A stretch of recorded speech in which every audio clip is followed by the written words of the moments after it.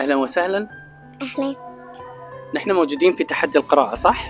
نحن على فكرة موجودين في كواليس تحدي القراءة، وشاءت الصدف أن نلتقي مع طفلة مميزة. شو اسمها؟ شام. اسمك جميل جدا ما شاء الله. أنت تشاركين في تحدي القراءة لأول مرة؟ إيه. ما شاء الله ما شاء الله تبارك الرحمن. طيب أعطيني فكرة عن المشاركة، كم كتاب قرأتي؟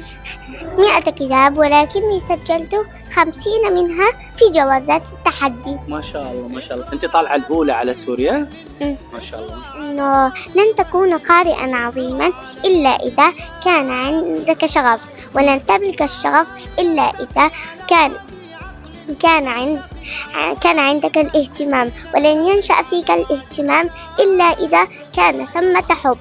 فاستزرع حب القراءة في قلبك، وسيأتيك بعد ذلك كل ما ترجوه من شغف وفائدة. ما شاء الله تبارك الرحمن. أنت خلاص حبيتي القراءة وما راح تتركينها إن شاء الله صح؟ استفدتي منها وايد؟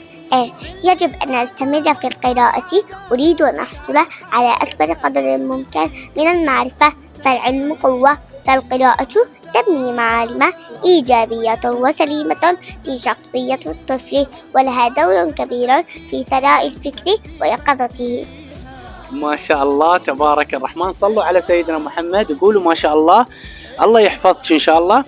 كل مركز له جائزة، بس الأول غير جائزة. أنت لازم تاخذين الأول إن شاء الله. لا احنا بعد نشجعك ونقول لك إن شاء الله أنك تاخذين الأول، بس يوم تاخذين الأول بتخلينا نتصور معاك صح؟ إن شاء الله عشان نحط الصورة في المجلس. أوكي؟